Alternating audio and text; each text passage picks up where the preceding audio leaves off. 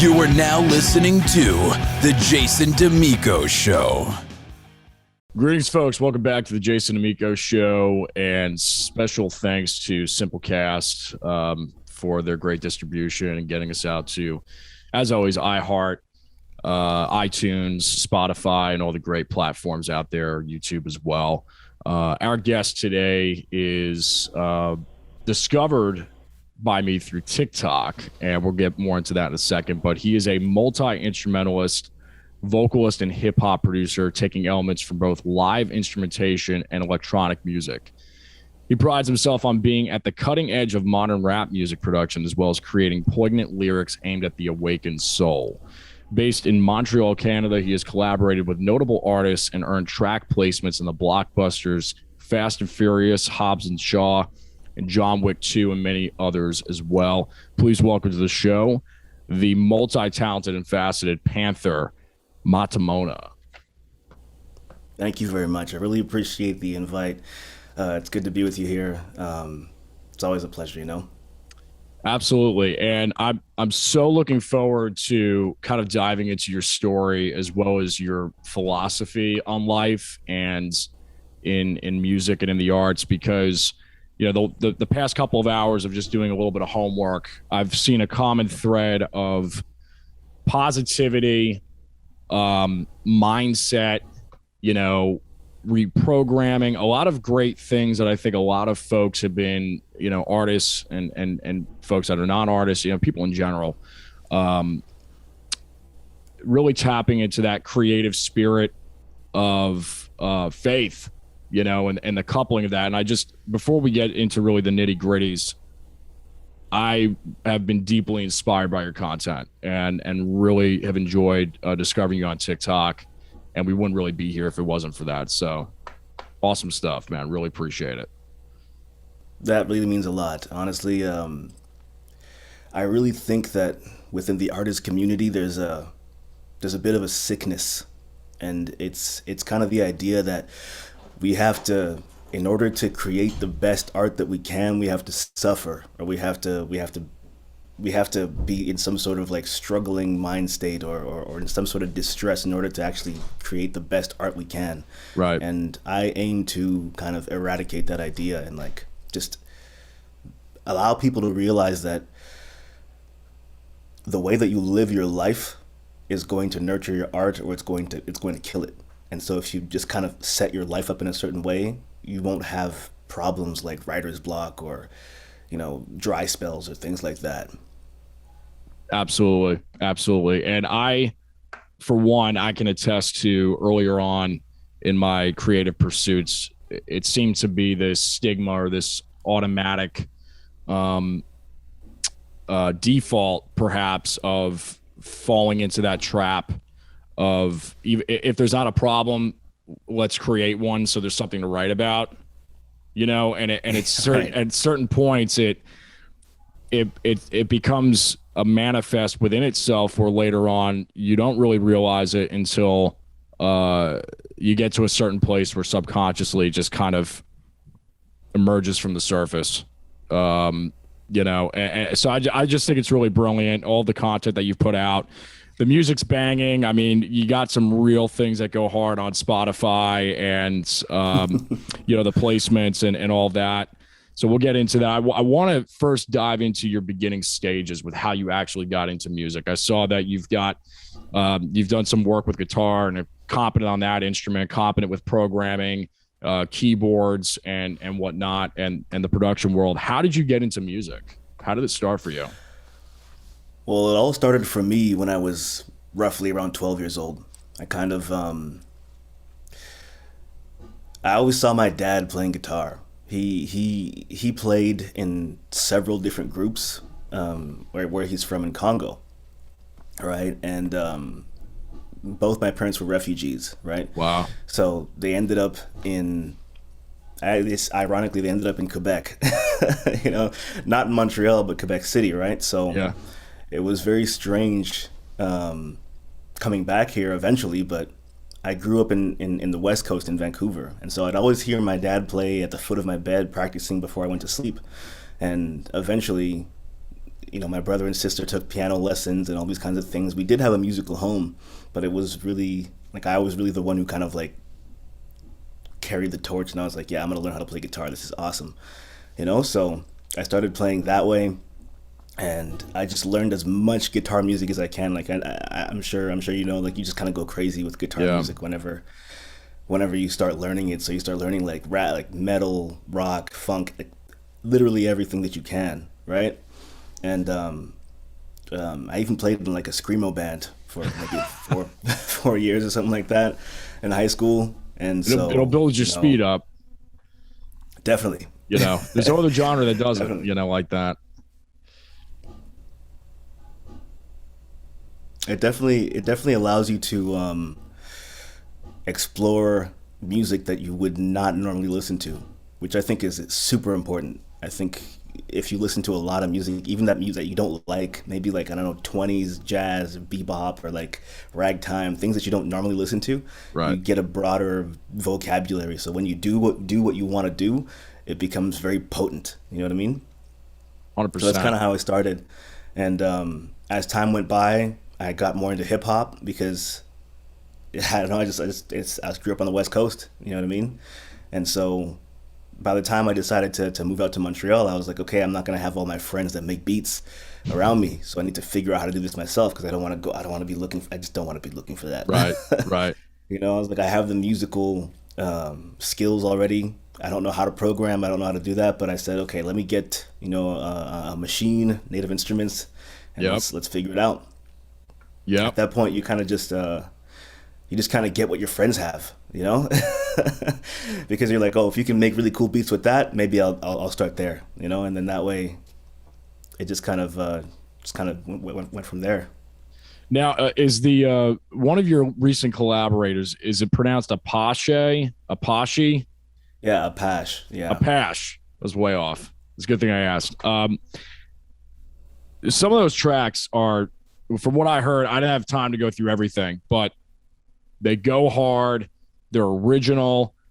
I love it. And that's not even really my genre per se. And I don't even know really where to put it in. It's like, it's a little bit of hip hop. It's a little bit of, dare I say, dub, a little bit of a hint. I hear it at least. And it's got, it's very electronica, but it's very natural at the same time. And, I can hear the different influences from kind of like your organic background, and then also the merging with the hip hop. It's really, really unique. Really enjoyed it. I really appreciate that. I mean, when I first started working with him, it really wasn't my genre either, but I guess him and his friends had heard some of my music that I'd done in the past, and they said, oh, I really like his voice.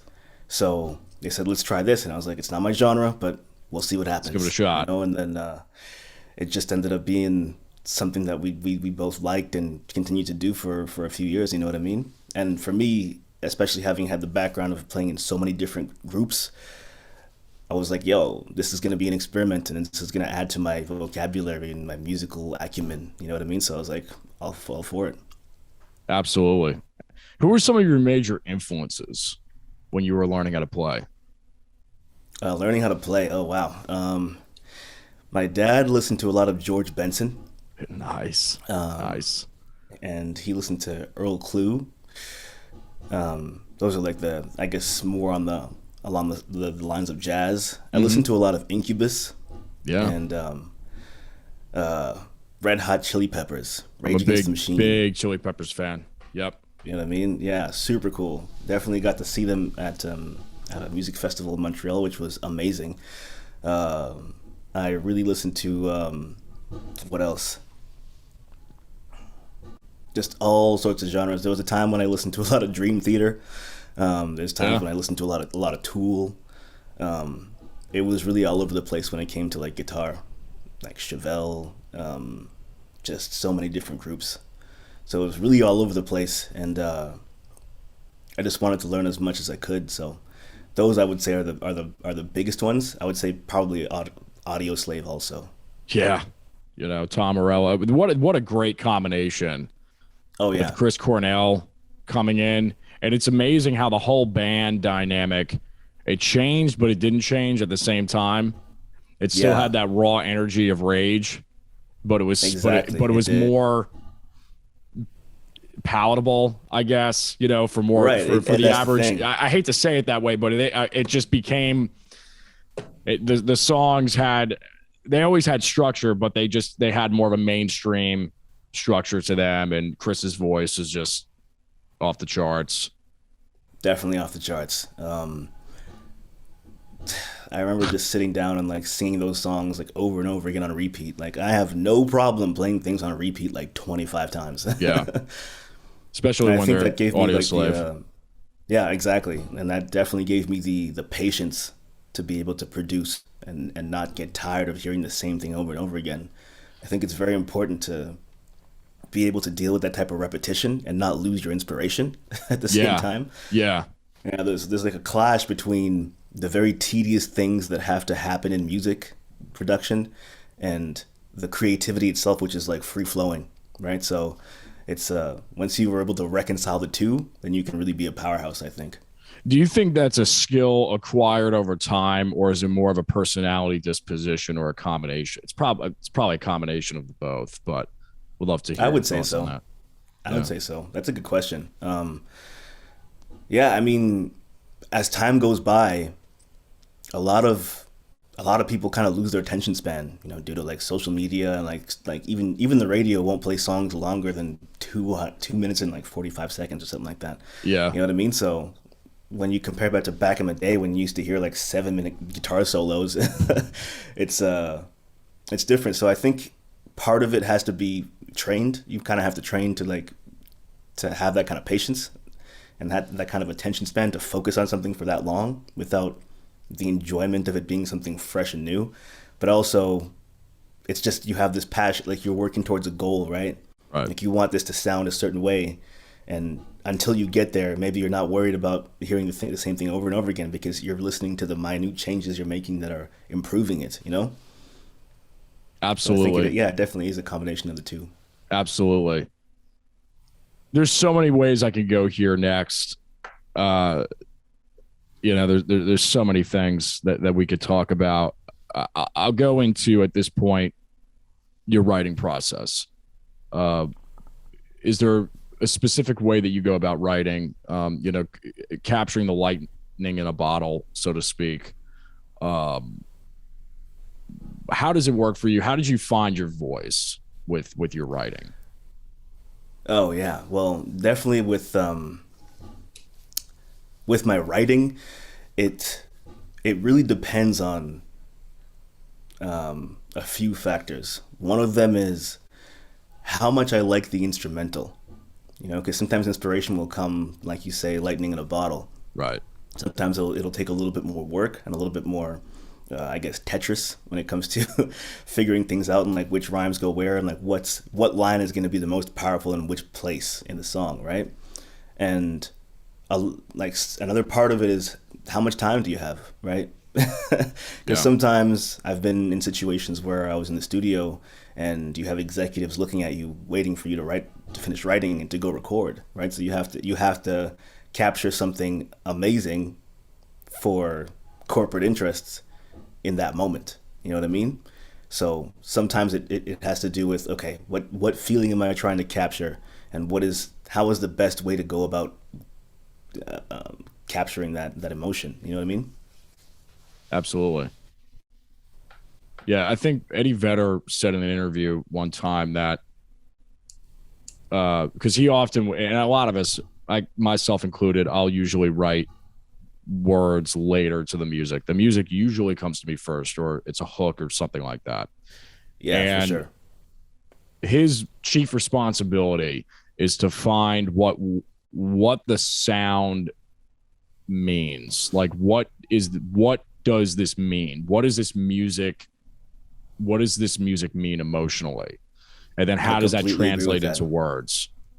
Exactly. Because every sonic element that you add into your music is going to have a personality, and it's going to add to the overall personality of the song. Right. So in my own personal workflow, I need to know what that is first.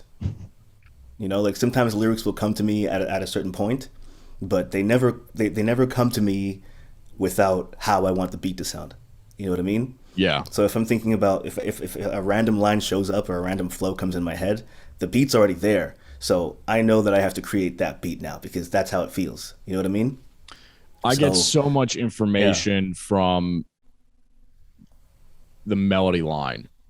Once that melody line is dialed in, it's very difficult. Once I hear it, it's very difficult for it to change unless something comes along that's better. And then I'll find that the words really, like you said, Tetris, right? It sounds like you and I have really similar styles in writing then, because that needs to be filtered to work in the structure of the rhythm and the line itself.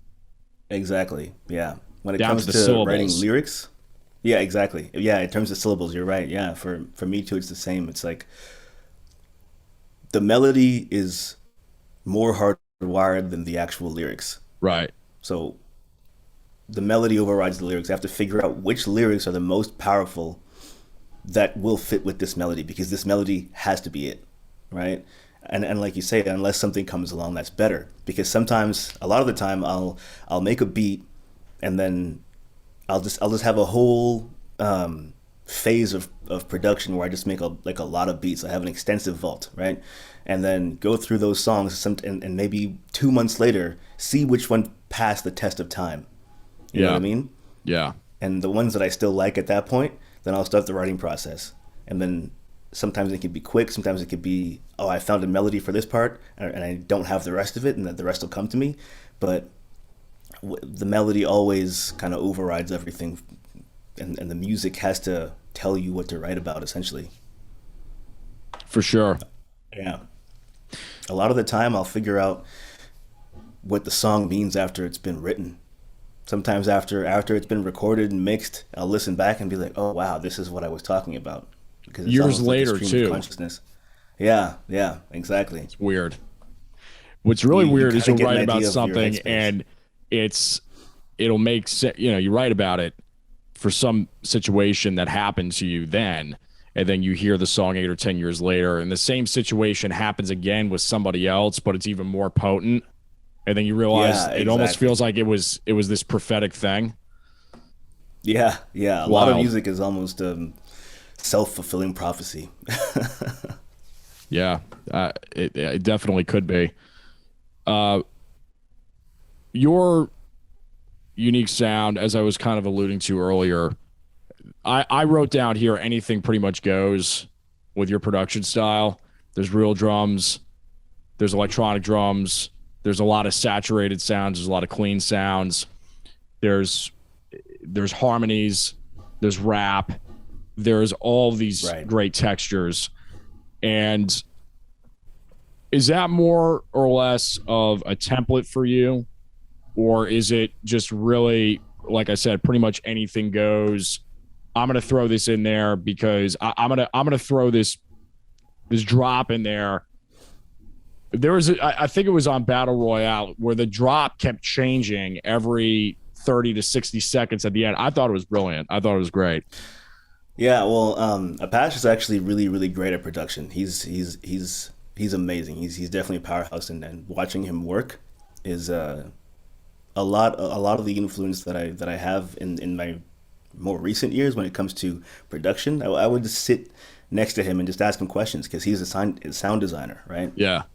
Did a lot of work in sound design, and did a lot of just a lot of production, generally speaking, right? So while I was learning how to produce before I found my own sound, I would learn from other producers and see what they were doing and how they were able to make those decisions that led to that sound, right?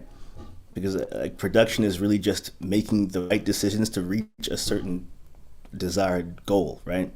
And as you progress, you start to make those decisions faster, because all of the bad beats that you made you realize which routes you don't want to take, which fork offs you don't want to go to, right? And so watching him produce kind of gave me an idea of, okay, if I want something to sound massive, this is the route that I take. If I want something to sound really dynamic, or if I want it to sound or if I want to just move things out of the way to make space for something, for a specific element, this is what I do. So when it comes to my own production, because with Apache, like he would do all the production and I would just rap or sing or whatever the case is on his music, right? And then with my own production, I kind of come a little more from a hip hop background when it comes to my taste. So I would go with starting with powerful drums. If I have a drum line that works, it will be a no-brainer coming up with a melody to figure out what fits best. Right. That's great. That's great. Your TikTok, we were talking about it a little bit earlier, quality content. How did that TikTok journey start for you? A lot of folks jumped on the bandwagon, obviously, when it started completely blowing up and taking over. But you really have a unique voice and niche on that platform.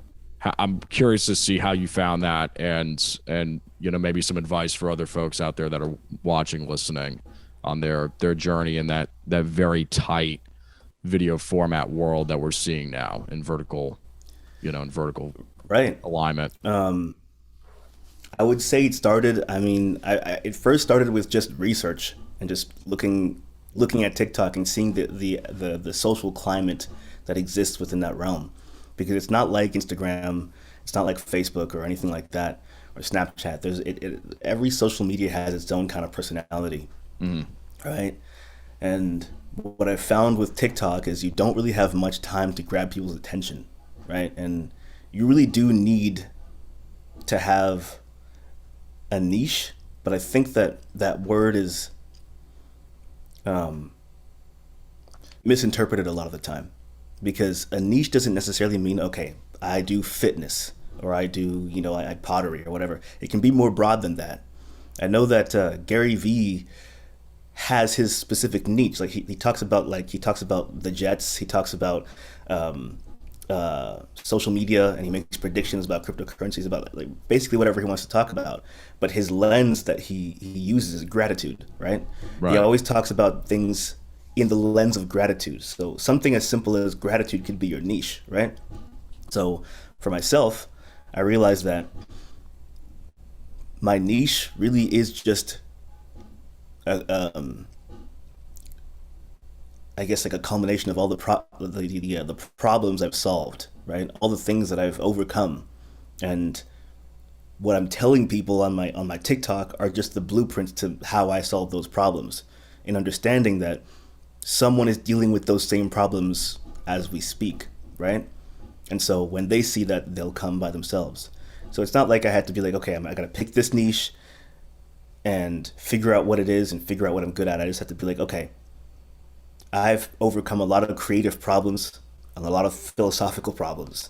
So if I just lay out the blueprints and figure out how I've come to these conclusions, the people who are dealing with those problems, and they're in the millions, if not the hundreds of thousands, are going to come and they're going to see it, right?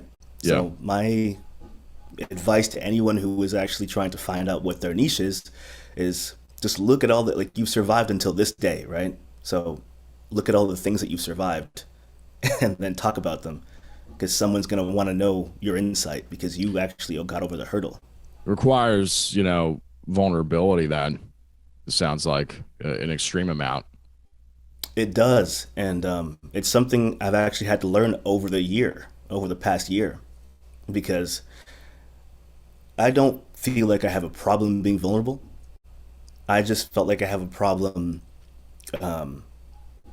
understanding what is necessary information, because what might be vulnerable and can connect with someone watching, I didn't necessarily know that. I would be like, okay, this is just useless information. No one wants to know that.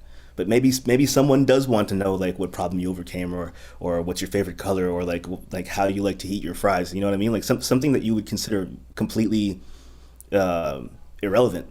Someone else would look at that and find a way to connect with you on that. So a lot of the work that I had to do was figure that out. Like go into my archive of things that I think is just useless information that nobody wants to know, and and tell people, and then be like, oh wow, I learned that a lot of things that I might find irrelevant actually connect with people. So then that allowed me to be more, I guess, more vulnerable, because Yeah. I now knew what it is that I could say. Like, maybe, okay, here are the things that I'm scared of. Here are how I got over those fears, or things like that. You know what I mean? There was a really good quote. I mean, all the videos on there, in my opinion, are exceptional. But there were a couple of quotes here. I think this is the one that I want to bring up. Your voice and style should be the first things to emphasize when creating. The things that make you stand out are usually, or they usually take place in the form of insecurities. I thought that was one of the most profound things that I've heard on the platform and in life in general. It's one. Wow. It really. I'm going to be marinating on that one for a while as an artist and as a creative myself. That really, really just, it packs a punch to it. I really appreciate that, and I find that powerful as well. Honestly, it's like a lot of the time when you compliment somebody on something, and they don't accept the compliment, or they're like, "Nah, you're lying," or whatever the case is. We're confused. We're confused. Like, how? Like, I find this to be so endearing about you, or I find this to be cute about you, or whatever the case may be. But it's like it doesn't register in my head why you don't know that. You know what I mean? But for them, it's an insecurity.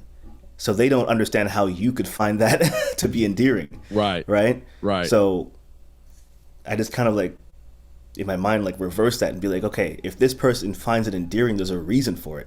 Because I grew up not liking my voice and not liking how it sounds. Like, oh man, like all these amazing singers and rappers and all this kind of stuff. And like, my voice is not dope. And I still struggle with that even when I'm in the studio. But I've put so much work in that I know that it can't be the case. Right. It can't be the case because you put the work in, right? But it made me realize that sometimes those things that you're insecure about, you just have to let them out, because those are the things that people will like about you. Those are the things that people will almost, because we kind of create like caricatures of each other, when we meet and like when we see each other and how we interact. There are certain things that are emphasized about the people that you know and that you love. You know what I mean? And so it's like that. It goes both ways. People caricature things about you. So those things are the things that allow them to connect with you. Like, how they always say, like, oh, like, your flaws make you perfect. You know what I mean? And it really is, because we all know perfection doesn't exist, but we love each other, right? We appreciate each other. You look at Kanye West and you're just like, yo, he's crazy. He's so outlandish and outspoken, and that's how he is. And he's gotten a lot of hate for it, but everyone loves him because of it at the same time. Right. We have this yearning for people to be real. I was actually having a conversation with a friend of mine like last night, and it's like, that feeling when you're talking to someone and they say something that's just really honest with you, and so it makes you feel like, I can relax and I can be completely honest with this person. Yeah. We all have that yearning. We all want to be as honest as possible. We all don't want to hurt each other's feelings, but when someone gives you that cue that says, hey, you can be honest because I can take it, or we can communicate on that level, then it's just comforting, and like people just let their hair down, or like let their guard down, whatever the case is. That's huge. It's huge. So, with the TikTok content, you've got all these amazing videos. Another one that I've found, for example, really interesting. Would love to expand on it further. Self-esteem. Where, let's see if I can even read my handwriting here. Don't take things so personally. So Yeah. there's kind of an idea that you propose in that very short video. It's really effective. How your self-esteem will boost when you don't take yourself so seriously. I would love to expand on that concept. I think it's really brilliant. Yeah, I think that mastery comes with a bit of a whimsical spirit, because you need the enthusiasm. right? And your self-esteem will be destroyed if everything that happens, which a lot of devastating things will happen in your career as an artist. It's a rite of passage. There's Yeah. no escaping it. Yeah. So you kind of have to maintain the enthusiasm and not be so heavily attached to the outcome of things, because an actor will will do hundreds of auditions just to get one role. And you hear that and you're like, yeah, 100 auditions to get one role. Yeah, you think about it, but like, that's 100 scripts to learn. That's 100 rejections. It's heavy. So you can't take yourself too seriously.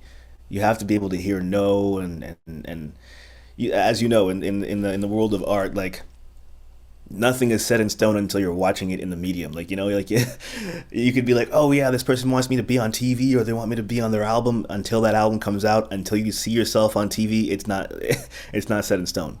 So things fall through all the time. There's much devastation that happens in the world of an artist. So if you don't take yourself too seriously, your self-esteem will be preserved enough for you to continue. I know Julia Cameron wrote The Artist's Way, and in her book she mentions the one of the definitions in Greek for the word enthusiasm is inspiration by God. You know what I Yeah. mean? So if you have inspiration by God, there's nothing that can get in your way when it comes to continuing on to reach your goals. Like, you're unstoppable. You know what I mean? So enthusiasm, like, if you were called to do this, if this is really what you want to do, you want to be an artist, you cannot have a brittle spirit, right? So that's where I think that comes from. That's huge. It's fantastic. I have nothing to add to that. Another theme, and I know we're kind of getting more into psychology here, but you have a big thread of it in your content, and we'll get back to the music in a second. But confidence, have observing and awareness when creating, and building confidence. And I think a lot of times, are you into sports at all? Maybe hockey with the Canadian side. I don't know, but A little bit. I used to watch more sports, but I'm really somebody who'd much rather play them. So I don't really follow. Yeah, Gotcha. it's hard for me to invest my emotions in something that's someone else is doing. yeah.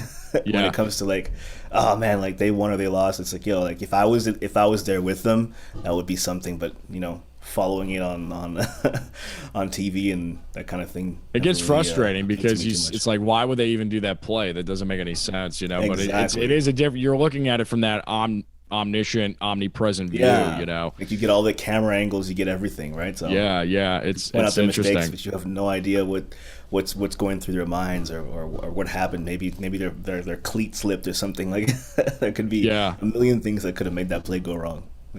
Well, I bring it up to say Jack Nicklaus. He's a very famous golfer, pretty much the best besides Tiger Woods. He was the Tiger Woods before Tiger Woods. You could put it Right. that way.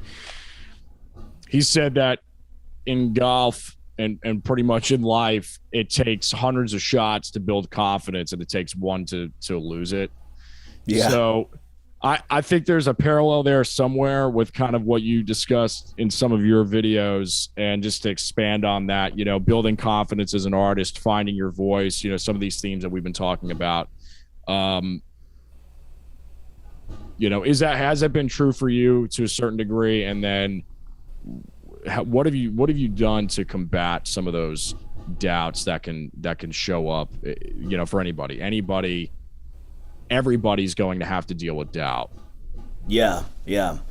One thing is definitely always honing the craft, becoming better, and always experimenting. Because when it comes to my voice, like I said earlier, I didn't really like the way it sounds. You know what I mean? So as time went by, I was experimenting more and more with what I got from my influences, and both in my singing voice and my rapping voice, and all that kind of came together after years and years of just trial and error, and being like, oh man, I think this really sounds good, but this belongs to that artist, or this is more reminiscent of this artist. So you kind of like go through a whole phase of everything that I like is taken.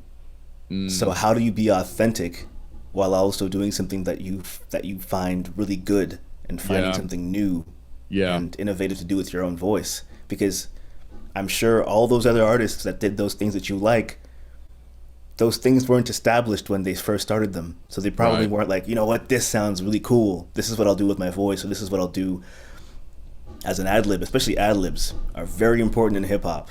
They're almost more important than the lyrics themselves. So to find ad libs that aren't already taken or aren't already established by other artists, or oh, that sounds like this guy, it's difficult. But you have to kind of just keep pushing and keep experimenting until one day, really, people will, I guess the market itself, or people will tell you what they like about your voice or what they like about your style. And then that becomes one of your signatures. But it doesn't stop there, because you can have as many signatures as you want. You know, I encourage artists to split their personalities as much as they want. You know, it's your chance to be whoever you want. Like, a lot of artists have, stage fright, or they're afraid to show off. But it's like, yo, this is your job. Your job is to show off. I know in the real world or wherever, they tell you not to show off, be humble, all that kind of thing. Yeah. But when you're on stage, or when you're performing, and when you're recording, it is your duty to show off. That is so big, man. It is your duty to show off. I feel like you're going to have a backlog of TikToks after just saying this, but it's not me evoking it out of you. It's you saying it. But anyway, that is so good. Because it's important. Yeah, because it can turn into this whole thing where, and I've dealt with that in my life where, and as a multi-instrumentalist, it's hard in a way because somebody's playing a part and it's not really what needs to be happening, and you don't want to do it in a way that's going to make somebody self-conscious about their playing, or it could be in a band situation or a jam situation or a production, and doing it in a way that is kind and not conceited. It can just be difficult, those it's issues. True. But the thing with that is, if you take James Brown's band for example, they would play the same thing for so long, and the drummer wouldn't deviate and do all these crazy fills and all this kind of stuff. But in their version of showing off, and if you take the example, I'm going to make a parallel between James Brown and Fela Kuti. Yeah. They would play the same thing, the same little lick on the guitar for like 25 minutes. And that was the effect they were trying to have, because what they were trying to do is hypnotize, right? It was hypnotic what they did with their playing, right? So they were showing off in a way that was covert. You know what I mean? Interesting. And if let's say, for example, you're in like a smoky jazz bar. How do you, as a band, get the attention of the people that are sitting there talking? You quiet down, because silence is much louder than turning up your amp or turning up your playing. Right. You know what I mean? So dynamics is something that you can, like, there are so many artists, like when you look at the classical artists, when you look at, even modern artists, that what they do with their music is they create, because basically what you're supposed to do is create an expectation and then fulfill it in the most satisfying way, right? Or pull the rug out from under people in a most satisfying way. You know what I mean? So when you have red herrings and all these different elements that make people be like, wow, this is a musician or an artist. This is somebody who really knows what they're doing, because they can create an expectation and then either play with us or satisfy us in the most potent way. You know what I mean? So I think that's very important as well. It's deep. Some deep stuff. I keep saying big and deep and huge and all, monolithic, whatever, throw whatever adjective, but it's just deep stuff, man. I'm just so glad to have you on here. It really is. And it's really, art in general is devalued in the earth, because there's literally nothing that runs without music. Every single ad, everything is punctuated with music. You know what I mean? So if all of a sudden you didn't have that anymore, the world would be so dry. So there's this kind of like dynamic between how undervalued it is because you can find music everywhere. It's always around. We take it for granted versus how much it actually plays a large part in our lives. For sure. And speaking of ads, you've had some placements and some pretty notable ones. Tell us how you got kind of into that circuit, perhaps, or finding that way of monetizing. And as an artist, there's so many different ways that you can find a way to make a living off the stage. So that's interesting, and I think it's something that's fairly overlooked. It is. It's music is everywhere, and it's always needed for virtually everything that we do in our lives. And when it came to the placements that I've gotten, it had to do with actually the label from where I did a lot of those earlier recordings from. They got placements through different companies in like LA. I think mostly in LA, and for some reason, the type of music we were making was different enough, and my voice was aggressive enough that action movies just it just kind of fit. Yeah. And after a certain point, it just kind of caught on with other publishing companies. They were just like, yo, like whatever vibe that is, I want that. And so it just kind of snowballed. You know what I mean? That's great. So if you're able to make, and that also very much influenced the way that I write as well, because right. You can't really use profanity. You kind of have to write in a certain type of way to be able to be placed in these kinds of things. Yeah. And there's a lot of music that if you write a certain way, you might block your own blessings in a certain type of way. And absolutely, that can be okay for certain situations, but the majority of the time, you're not really adding that much more to the music by using profanity or whatever the case may be. You know what I mean? Like sometimes it just might be the way that you talk or the way that you write, but a lot of the time, you could just make a quick modification and then open up so many doors. You know what I mean? So it kind of influenced the way that I write for future, because I can make a lot more doors open for me if I write a certain type of way, right? That's great. Another thing real quick, emotions only last 90 seconds. You did a video with the Harvard study. This opens up a whole other can of worms, but oh yeah, it's kind of that thing where a thought, if allowed to simmer, turns into, there's a whole list of what it could turn into: a habit, then a lifestyle. Yeah, basically the same thing. As artists, again, what wolf are you feeding? The good or the bad? The love or the evil? So your thoughts on that, just expand, because that was a lot of these bullet points are just coming straight from your TikTok because they're so great. And that in itself, I'd love to expand on. I really appreciate that, that you enjoy the content. Honestly, it really does mean a lot, because I only set out to edify, to like, I guess, bring some sort of value to people. And like I said earlier, artists are like, it's really tough when it comes to emotions and self-esteem and all this kind of stuff. And I think that if you're able to have a healthy emotional, like, I guess, way that you deal with your emotions, it can really help which wolf you feed. Right. You know what I mean? Because right. You can write from a really dark place. That can happen, but you can do it in a healthy way, right? Yeah. Everything that you do in your life, the way that you live, the way that you interact with the world, and the way that you perceive it, most importantly, is going to either kill your art or it's going to feed your art, right? So I think that art doesn't just like begin and end at your medium. Like if you play guitar, you're not just an artist when you play guitar. You're an artist when you choose how to dress. You in the way that you speak, in the way that you cook, or the way that you arrange the things in your house or your room. You know what I mean?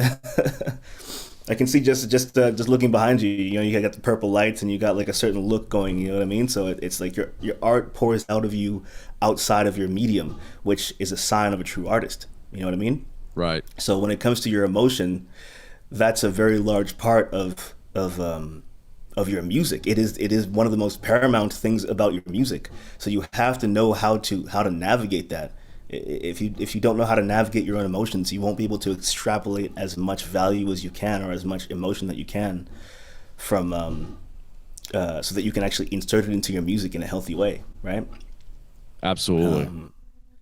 So that particular TikTok was after I saw that Harvard study, I was like, yo, this is really important. This is super important.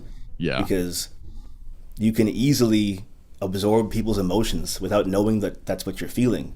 And it's really difficult to dissect an emotion that doesn't even come from you. Like, you have no idea what the origin is. It could be somebody that you met and that you talked to, a friend that was going through a breakup or whatever the case is.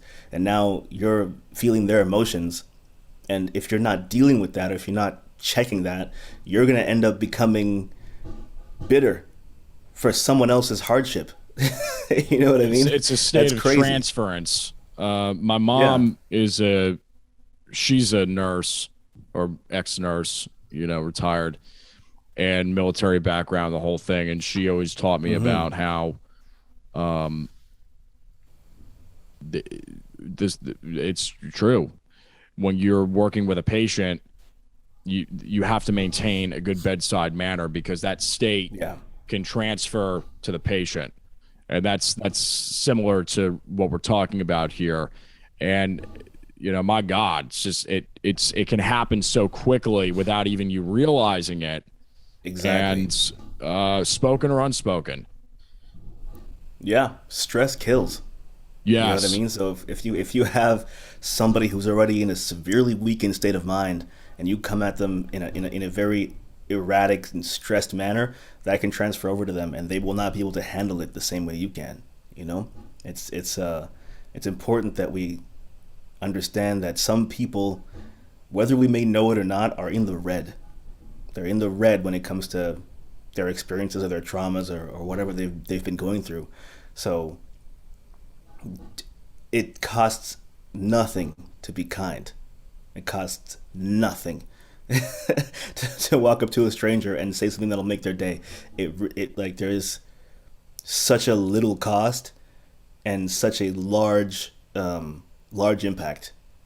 I don't know if you've ever had a situation where you were really in a bind and you needed some help, and someone came through, like before you even had it like 5 minutes to stress about it, someone came through and just fixed it.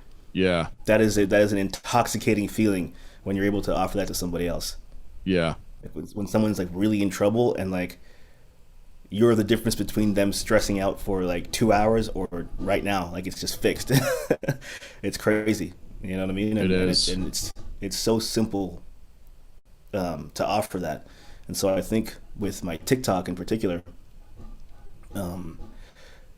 if I'm able to offer something that will shift somebody's mind just enough to go do that thing, or to let this thing go, or to understand that everyone's confused, just do it. You know what I mean? Everyone's just trying to figure this out.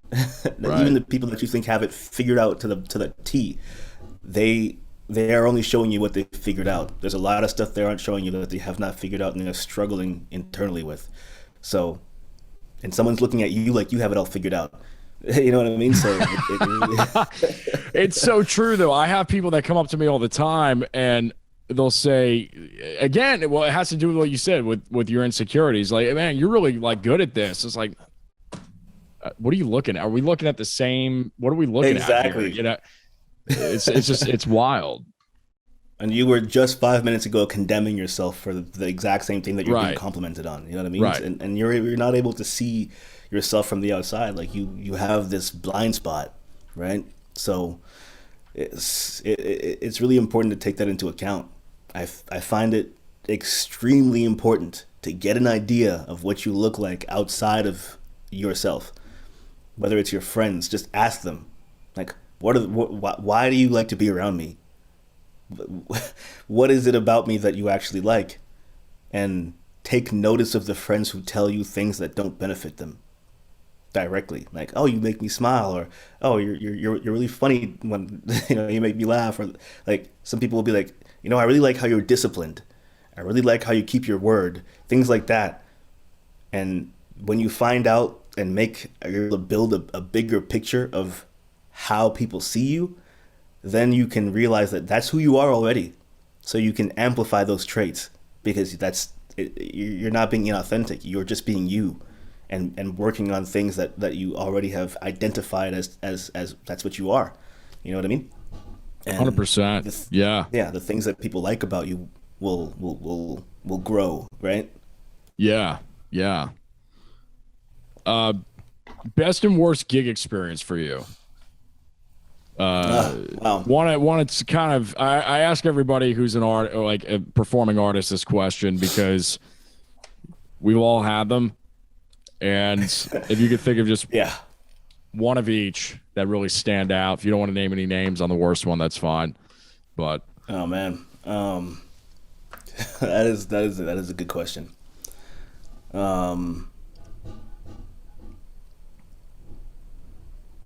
I would say the worst gig experience. I don't exactly remember where it was, but it was a place that just did not have a good sound system. Like, they just had no accommodations. I think it was like an outdoor show where they promised like a PA system, but it was like a keyboard amplifier and like a microphone. And it just really was not the place to, like, sound wise, it just did not work. Like, I would say that's the worst, because if you have a really good sound experience, it's hard to have a bad gig. It's true. So I would say that's the worst. It was like some sort of community center or something like that when I was younger. Yeah. The best, I would have to say, there are a few. One of them is going to be like the typical best show, because it was a music festival. It was Shambhala, actually, in Salmo, BC. Big music festival, huge stage. I was on stage with my old band and my brother. Like, it was just the best situation to be in. You know what I mean? The sound was great. At the last song, at the end of the song, I was on cue. I would do a backflip when the band would like finish with the last note, and it was the first time that I landed it on time with the band, and that just was the best experience. You know what I mean? It was just the best experience. So that was on the that's kind of like anybody's best show, right? But there was another one where I was doing a show for free for like a community center, and I was in high school at the time, and one of my friends couldn't make it, so I ended up there with an acoustic guitar and a stranger, and they were like, okay, so there's gonna be a swarm of children that are coming, and you're gonna sing them these songs that are on this sheet music. And I was like, oh wow, okay.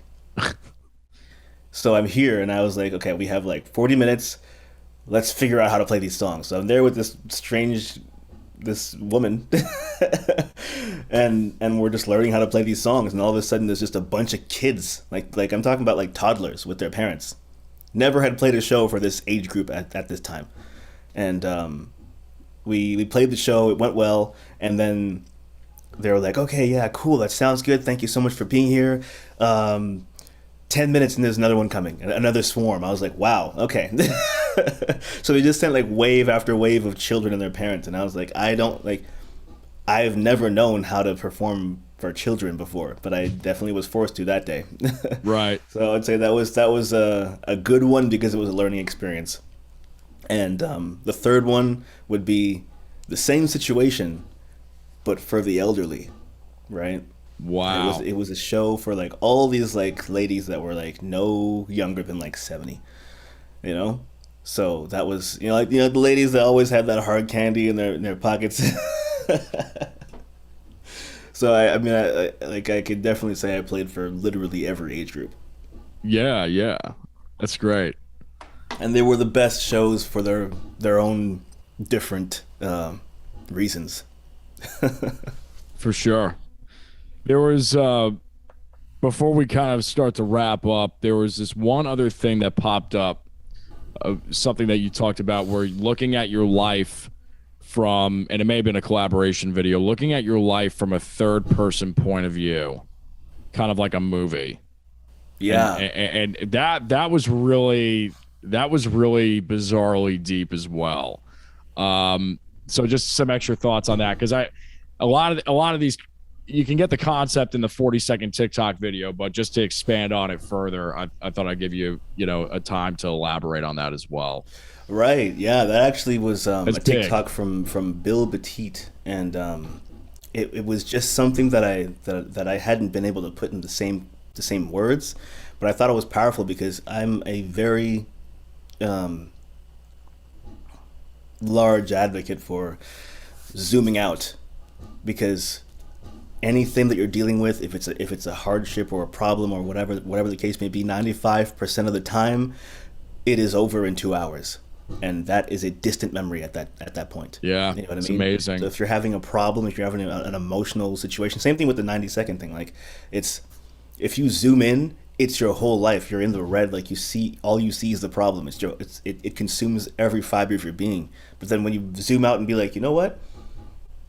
2 hours from now, this is not going to be a problem anymore. 2 years from now, you may not even remember it. Exactly. And Yeah, some of the it's worst nuts. betrayals that we've experienced in our lives by our best friends or significant others or whatever, like, one day you're going to be like 57 and like and like it'll just be a distant memory, even the heaviest things we go through on a regular basis, right? Huge. So zooming out allows you to see yourself from the third person, like, okay, I'm gonna look at myself from this outside perspective, and that also goes into what I was saying about building an image of what you are to other people, right? So a combination of even if it's just asking your friends or seeing how people react to what you do, or the way that you behave or operate in the world, a combination of that and zooming out will allow you to see things a lot more clearly, because you can kind of see like a clearer picture of how you're moving in the earth, and what you're doing that may be hindering you from getting where you want to get, and what you're doing that's actually an advantage for you. You know what I mean? And I think that zooming out can put you at a very sharp advantage when it comes to self-awareness. I love it. And with that, faith and spirituality, I saw some of those themes in some of the music videos, lyric videos, and hearing it. And then obviously with the TikTok videos, anything that you want to touch on that you haven't touched on already regarding, more specificity with that. Yeah, I mean, when it comes to faith and spirituality, like, if you start making art and becoming a creative person at a young age, it kind of forces you to grow up a little bit faster, because you start to get a window into the invisible at an early age. Like, Man, you know that one moment when you're playing with your band, and the way you describe stuff is so. Sorry, continue. I just window into the invisible. It's true. I love it. Yeah, everything that we see was once nothing. So, like, when people say, "Oh, I'll see it when I'll believe it when I see it," that's backwards, because before you were born, you were an idea in your parents' minds. You know what I mean? Like, you existed back then. It was just a matter of time before you were materialized, right? Right. So when it comes to the moment, this is kind of how I can best describe it. You know, the moment when you're playing with your band, or you're just jamming, you're in band practice or whatever, and you guys are just so in sync, and like maybe you guys all stop at the same time and add a rest or a silence in the song, and then come back in at the same time. That is such a powerful spiritual moment that, when you're jamming in high school or whatever the case is, like, it makes you realize that there is a synchronicity between people, that if you're not an artist and you don't perform in that kind of way, that you wouldn't understand until later, right? So what I interpret that as is your connection with the creator, because countless amazing artists and masters at many different disciplines in art will tell you that when they reach flow state, they're just channeling. They're just they're just tapping into a source. It's not like it just came from me. It's just flowing through. When you're writing, when you're doing whatever it is, whether You're grabbing writing it. a book or You're grabbing it. You're reaching something. Yeah. Right? And that is the gift of the ultimate creator. Some people don't believe in God. You can call it source. You can call it power, right? But that's what you're connected with, and you have that at its most potent when you're a child, and you slowly start to lose it because, you know, whether it be social media or it be the way the society is built, or the way that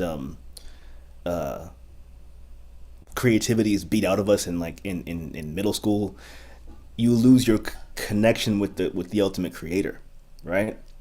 And finding it and having something become second nature is really just remembering your first nature, right? So you can even call it like love. I do have a TikTok about this. Love's the place that we visit. You know, like when you're in love, or when you love your family, or when you are in love with the work that you're doing. Like, these are places that you visit temporarily because you come in and out of them. But I'm sure we've all met that one person who just seems like they're a resident there. Like, everything they do is in the realm of love. You know what I mean? The way they cook, their food just tastes better. You can make the same dish, but not like they do, because they love what they're doing, and their mood is pouring into what they're doing, right? And I think as artists, because we're trying to master our craft and get to a point of real and true pure flow state, what we're trying to do is become a resident of the place that we call love, right? And so when it comes to faith and spirituality, these are all things that artists strive for. Like, we strive to get away from the physical and try and enter the invisible and bring everybody there with us and see, like, look, this exists. This is real. I know you've seen it. I know you kind of believe me, but no, like, you can live here. You know what I mean? Yeah. But then they don't realize that there's a lot of ugly things that need to happen for you to be a resident there. Because if you love someone who's difficult to love, that means you have to lower yourself. You have to make yourself smaller. You have to like let things slide, and you have to let these things slide because you know better. If your dog pees on your couch, you're gonna give it grace because it's a dog. You know what I mean? Like, your dog's gonna be like, "Oh, I'm sorry, I'm a dog, I'm dumb." You know what I mean? And you have to give it grace. Right. You know what I mean? Right. But you don't give that kind of grace to a person because they should know better. But when it comes to emotional intelligence and being able to have some sort of mental fortitude, not to say the wrong thing when you're emotional or over emotional, maybe in the interaction that you're having, you're the one who knows better. You're the one who has the keys to that place we call love, right? Yeah. So you now have the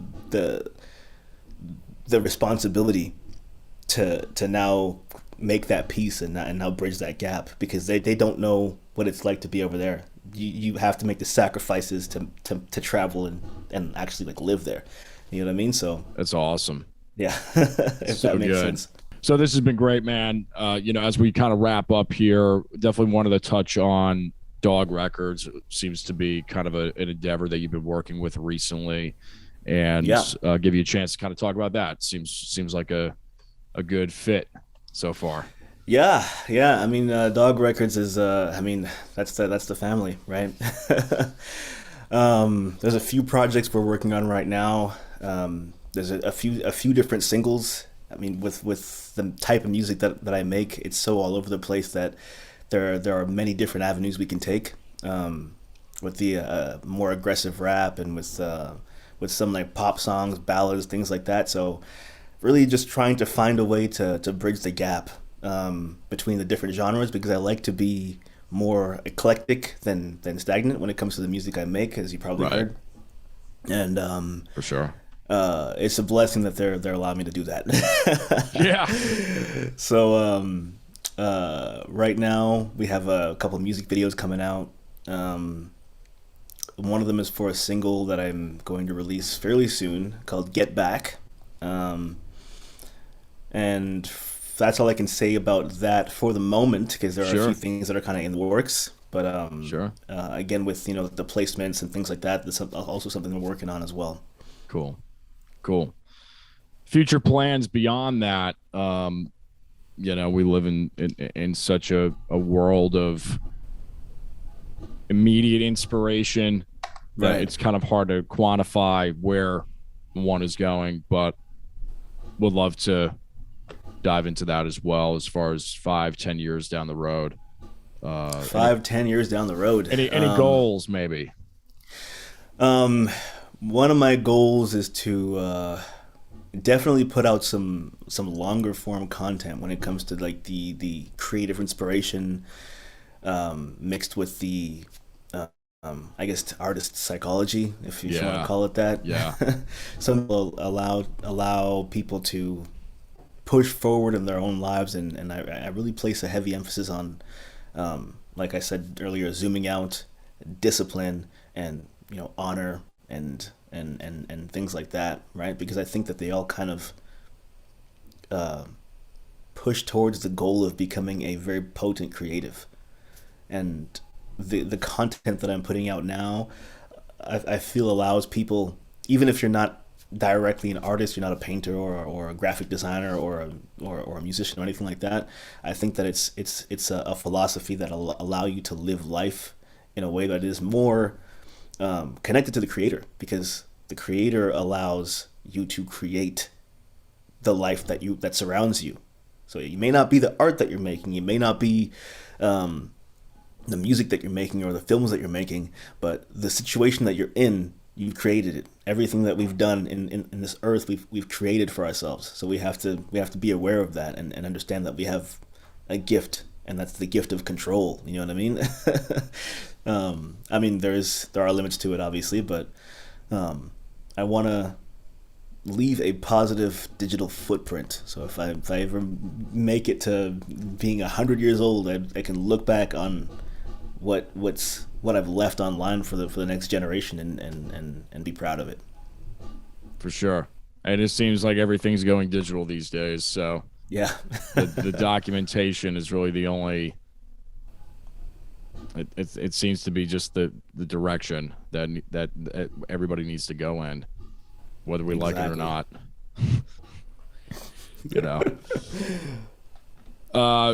This has been great, and I have one thing at the end that I like to do. I call it the shootout, where you'll probably get a kick out of it psychologically. I just say a word that's related to the guest, and All right. you fire a word back.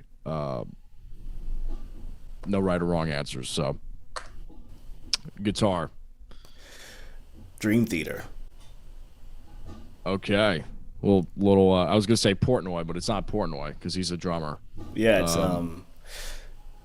oh man, it's been so long. John Petrucci, I think. Petrucci, right? exactly. Petrucci, Yeah. yeah. Vocal. Brandon Boyd, Okay, I don't know if I've heard of him. singer of Incubus. Oh, yeah. Yeah. Brandon, that's it. Yeah. Lyric.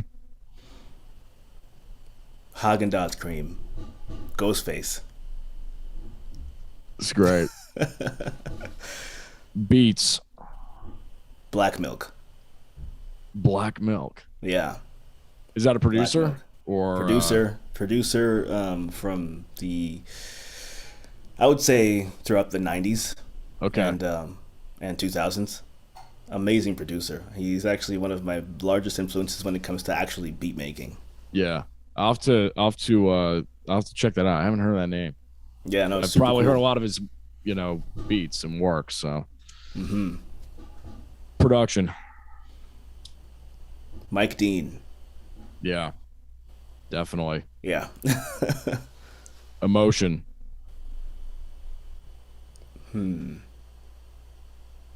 That's a tough one. I would have to say Kanye. Yeah. Gold digger. That's the Kanye. Sorry, what was that? Gold digger. All right. Oh man. Storyline. Kendrick. Yeah. Yeah, definitely. Entrepreneurship. Dame Dash. Canada.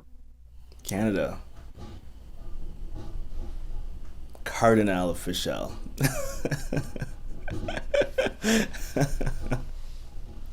Pizza. Uncle Fatty's.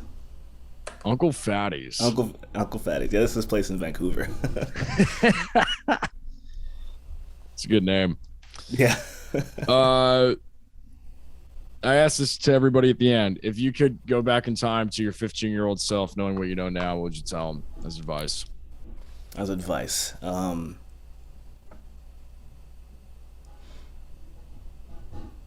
Get comfortable getting uncomfortable. Get comfortable being uncomfortable, because that's going to get you the furthest in where you're trying to go. Yep. Sound advice. Description box information, we'll have it below or to the side wherever anybody is watching or listening to this. Right. But for those that are just listening, if you could audibly just kind of give out the handles. Okay, the yeah. websites. So my TikTok and Instagram are the same. It's at Panther Matumona, PANTHER MATUMONA. Both for my TikTok and Instagram, and actually also my Twitter. So all those things are the same handle. For my Facebook, it's just Panther Matumona. Everything is basically the same. Easy, nice and simple. Good. Again, for the 5th or 7th time that I've said this in this episode, this has just been great, really awesome. Likewise, the amount honestly. of depth that you have as an artist and just as an observer of life, as it seems, and a documenter and creator. Really enjoyed talking about your views on all of this, and I've learned a lot just in this last hour or so, and I'm going to continue to learn more, following your pursuits and your content, man. Really enjoy it. I really do appreciate it. Honestly, it was a pleasure being on the show. As far as observations, I really look up to comedians. Comedians are so observant, and they look at life in such a way that no one really looks at. Yeah. And on a consistent basis, that I think that if anybody wants to become more observant, look at the way that comedians look at the world. They have a very particular way of looking at the world. I agree with that. Just kind of like makes like, and it's really naked. And so you can kind of look at things with a higher perspective. So that's part of where the influence comes in. I have a very, very large respect for comedians. Any favorites for you that you'd recommend? I mean, it has to be the greats, but I mean, I guess everybody has a different set of greats. For me, it's like you got Dave Chappelle, you have Patrice O'Neal, Bill Burr. Yeah. There are so many. Dave Chappelle is always in the top of my, top 3, top 5. It's probably George Carlin, Dave Chappelle, Eddie Murphy, Chris Rock. Oh yeah. They're like, and it's just they all have such different styles, and their styles are so potent. Did you ever get into Sam Kinison? I haven't. I'm actually gonna have to write that down. Yeah, write it down. You'll get a kick out of him. Yeah, because I love hearing new comedians, but whether they're small, big, I don't care. Like I like it all. Yeah, he was big in the 80s and the 90s. Unfortunately, he passed away in a car accident in the mid 90s. But have you heard of Rodney Dangerfield? Yes. Okay, yes. so Rodney Dangerfield, that name actually sounds familiar. Yeah. So check out Rodney Dangerfield. Sam was kind of like Rodney gave him a platform in a few movies, and then also at his comedy club. So when Sam was coming up, he really kind of helped elevate his career. I think you'll enjoy both of them for sure. But Sam, I don't know why that name just kind of popped up, but he's so over the top. I think you'll get a kick out of it. Have you heard of Ali Siddiq? I've heard of the name. I'll have to write that one down as well. Yeah. No, we'll definitely have to exchange some comedians because yeah, this guy. yeah. And I get a kick out of it. Like I used to always have comedy playing in the house. Sometimes just like instead of putting on an album, I'll put on like a comedy show or something because it's just like I like to have laughter around me. You know what I mean? That's good. Like I think I'm very easily amused. Very easily amused. Like it takes next to nothing to satisfy my love of life. You know what I mean? So that's something that I actually have. I have some content I'm working on right now. I'm not gonna reveal too much about it, but sure. It is definitely gonna go into a lot of the themes that we've talked about, whether it be like confidence, the connection with the creator, your childlike state of pure creativity, and comedy, all these kinds of things, all these different kinds of themes.